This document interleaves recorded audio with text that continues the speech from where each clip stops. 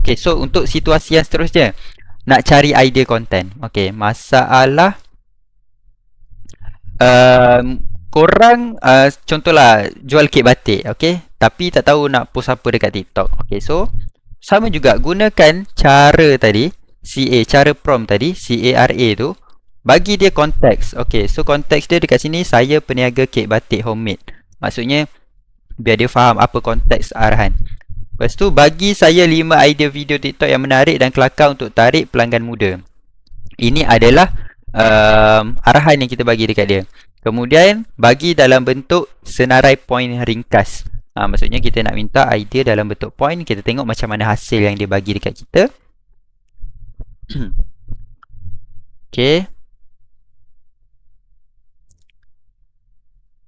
Dekat sini kita tunggu sambil-sambil kita untuk situasi yang ketiga, macam mana kita nak belajar topik yang susah menggunakan AI. Okay. So kalau kita macam contoh jumpa pasal inflasi, orang borak pasal inflasi, tapi kita tak